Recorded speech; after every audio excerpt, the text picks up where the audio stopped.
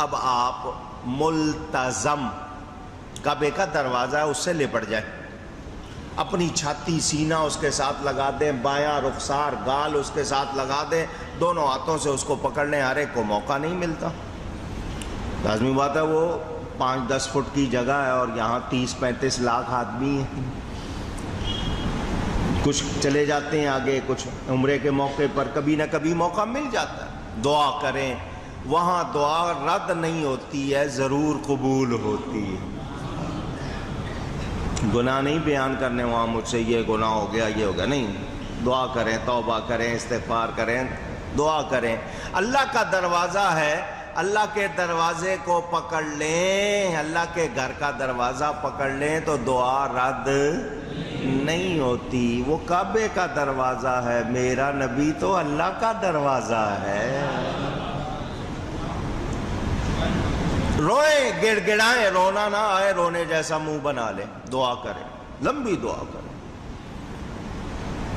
اس کے بعد آپ زمزم پئیں، زمزم، زمزم، ٹھہر جا ٹھہر جا۔ حضرت حاجرہ نے یہ لفظ کہے، حضور فرماتے ہیں اللہ ان پر رحم کرے، انہوں نے یہ کہہ دیا، اگر وہ نہ کہتی یہ پانی پوری دنیا میں پھیل جاتا۔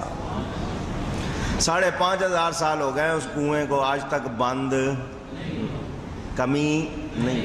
پہلے تو وہیں ملتا تھا، اب تو پائپ لائنیں لگ گئی ہیں، مدینہ میں بھی زمزم جا رہا ہے، دوسری جگہوں پہ بھی زمزم جا رہا ہے، پائپ لائن لگا دی ہے انہوں نے۔ زمزم پینا ہے، فرمایا مسلمان خوب پیتا ہے، منافق تھوڑا سا پیتا ہے۔ مسلمان خوب پیتا ہے، منافق تھوڑا پیتا ہے۔ لوگ پی رہے ہیں، پھینک رہے ہیں اپنے اوپر، کوئی نہا رہا ہے اس میں اپنے اوپر گرا رہا ہے برکت والا پانی۔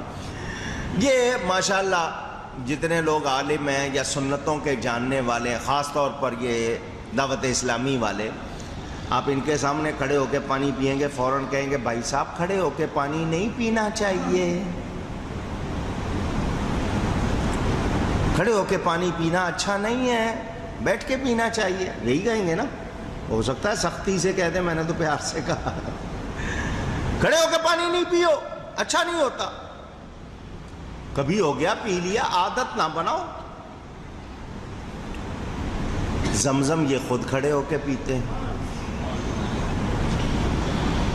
زمزم سارے ہی کھڑے ہو کے پی رہے ہیں۔ بھئی کیوں کھڑے ہو کے پی رہے ہو؟ جی اس پانی کی تعظیم ہے، اس پانی کی تعظیم ہے۔ کیوں تعظیم ہے؟ نبی کی ایڑی کی برکت سے نکلا ہے۔ حضرت اسماعیل زمین پر ایڑی مار رہے ہیں، پیاس ہے، جبریل نے پر مارا ان کی ایڑی کی جگہ پر، کنواں جاری ہو گیا، یہ چشمہ جاری ہو گیا، نبی کی ایڑی کی برکت سے نکلا۔ تعظیم کر رہے ہو، پتہ چل گیا نبی سے نسبت ہو جائے تو تعظیم کرنی پڑتی ہے۔ اور جب نبی کی ایڑی کی برکت سے نکلے ہوئے پانی کے لیے کھڑے ہو رہے ہو تو نبیوں کے سردار کے لیے کیوں نہیں کھڑے ہوتے؟ اللہ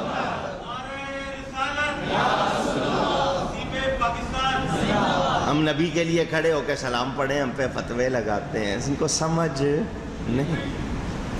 زمزم پی لیا، اب صفا مروہ کے پھیرے کرنے ہیں 7، ایک طرف سے دوسری طرف جانا ایک پھیرا ہے، آنا جانا ایک پھیرا نہیں ہے، ایک طرف جانا ایک پھیرا، واپس آنا دوسرا پھیرا، 7 پھیرے حضرت حاجرہ نے اس وقت لگائے۔ اللہ کو وہ ادا پسند آ گئی، فرمایا جب بھی آؤ تم بھی اسی طرح یہاں دوڑو۔ ان کو تو پانی کی تلاش تھی، تم رحمت کی تلاش میں دوڑو، مغفرت کی تلاش میں دوڑو۔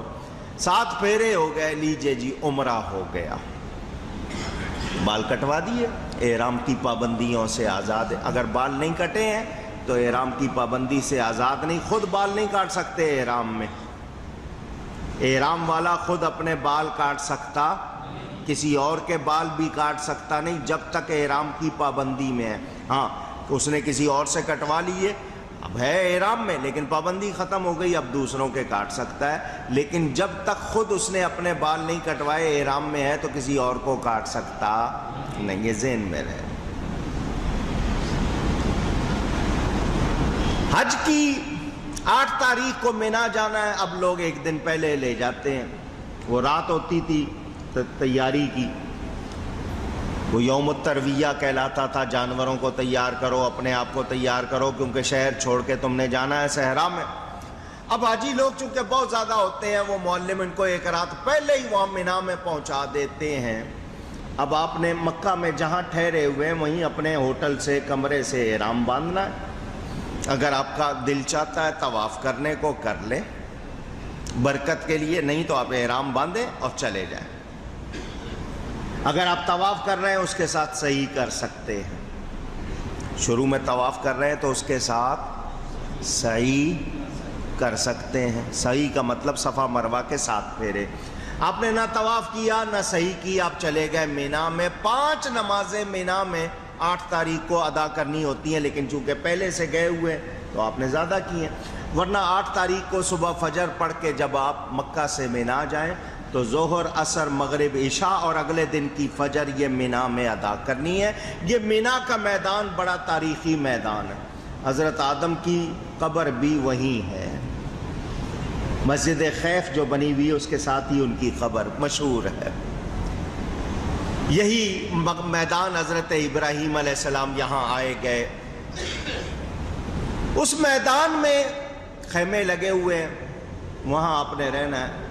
9 تاریخ کی صبح فجر پڑھ کے جب سورج نکل آئے آپ نے وہاں سے روانہ ہونا ہے عرفات۔ یہ یوم عرفہ 9 تاریخ ہے، حج کا دن، عرفہ پہچان کا دن، عرفات پہچان کی جگہ۔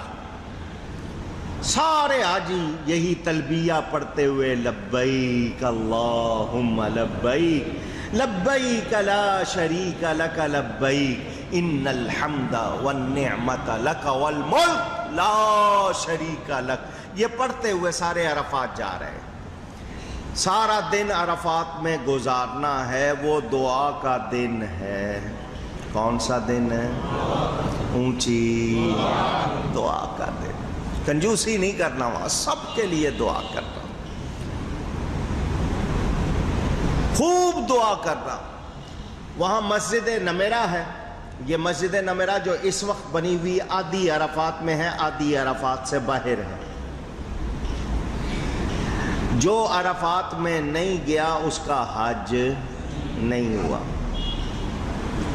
9 تاریخ کو عرفات میں پہنچنا ضروری ہے۔ وقوف عرفہ، وقوف کہتے ہیں ٹھہرنے کو، عرفات کے میدان میں ٹھہرنا۔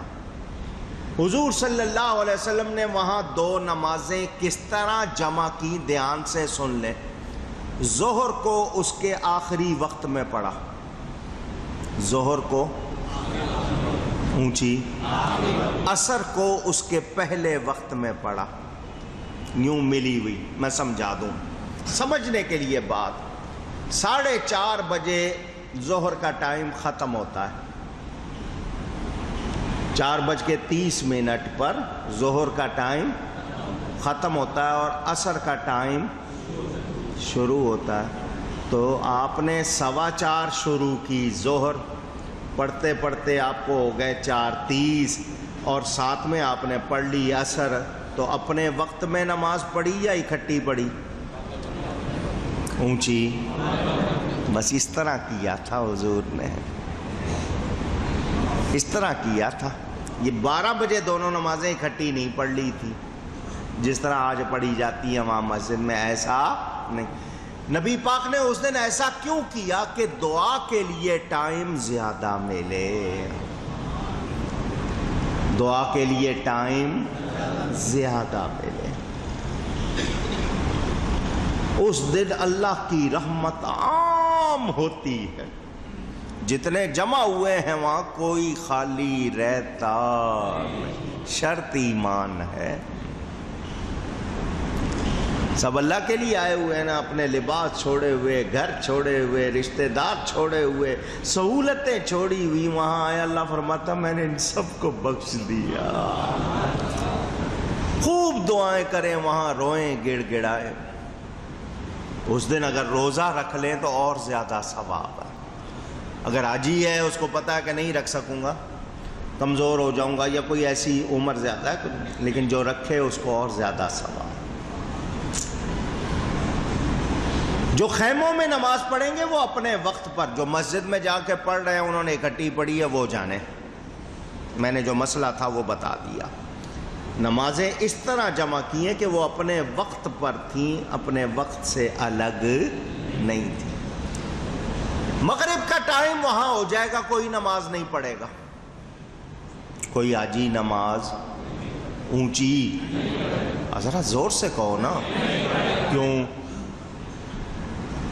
نماز تو وقت پر پڑھنی چاہیے. قرآن میں حکم ہے ان الصلاۃ کانت علی المؤمنین کتابا موقوتا، مومنوں پر نماز وقت مقررہ میں فرض ہے. مغرب کا ٹائم غروب آفتاب ہے، سورج کا ڈوبنا. سورج ڈوب گیا، کوئی نماز نہیں پڑھ رہا. کوئی کہے تم نے تازہ تازہ حج کیا، آج ہی تو حاجی بنے ہو، ابھی ابھی حاجی بنے اور پہلی نماز چھوڑ رہے ہیں، ابھی تم عرفات سے نکلے نہیں ہو اور نماز نہیں پڑھ رہے.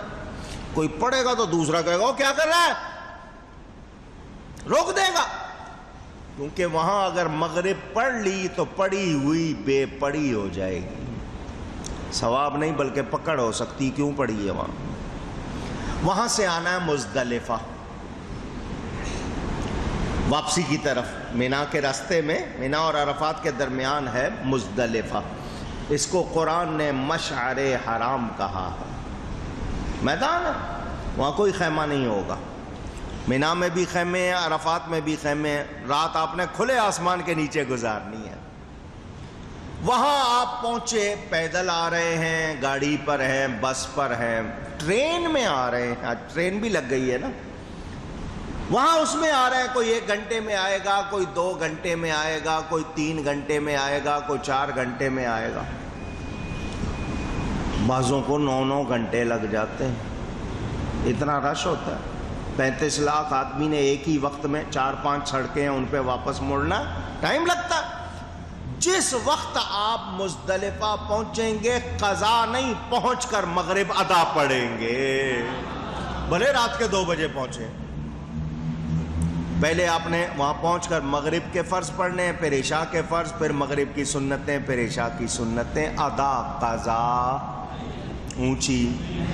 دنیا کے کسی مفتی سے پوچھ لو جی مغرب کا ٹائم کیا، وہ کہیں گے غروب آفتاب پڑھ رہے ہو رات کے 2 بجے، اور نیت قضا کی نہیں ہے. کیوں؟ کہ نبی نے اس طرح کیا ہے. نبی کے بغیر بات بنتی نہیں. کنکر چنیں گے لوگ 3 دن کے لیے، کنکریاں وہاں پر سب لگے ہوں گے، عورتیں مرد کنکر چن رہے ہیں. تھیلیاں بنا لیں گے، دھو کے صاف کر کے سب رکھ لیں گے. سب نے کنکر رکھ لیے. وہ رات خاص عبادت کی رات ہے. وہ کون سی رات ہے؟ عبادت کی رات ہے. 10ویں شب، 9واں دن گزار دیا، 10ویں شب جس کی صبح ہم لوگ عید پڑھتے ہیں نا دوسرے شہروں میں، وہ وہاں پر گزرتی ہے. ان کی کھلے آسمان، تھوڑی دیر آرام کر لو. پہنچے ہو مغرب عشاء پڑھی ہے، کنکر چن لیے، 1-1.5 گھنٹہ آرام کر لو، پھر ساری رات عبادت کرو. مسئلہ سنا رہا ہوں، دھیان سے سنو. حضور صلی اللہ علیہ وسلم نے عرفات میں دعا کی، یا اللہ اپنے حق بندوں پر معاف کر دے. حقوق اللہ، لوگ کمزور ہیں، معاف کر دے. دعا قبول ہو گئی. حضور نے دعا کی حقوق العباد بھی معاف کر دے.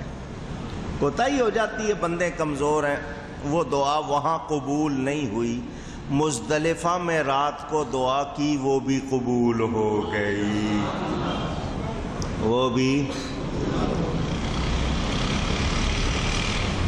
قبول ہو گئی. ساری رات گزار کر صبح فجر پڑھی. فجر پڑھنے کے بعد حضور صلی اللہ علیہ وسلم بیٹھے مسکرانے لگے. صحابہ نے پوچھا حضور آپ کیوں مسکرائے ہیں؟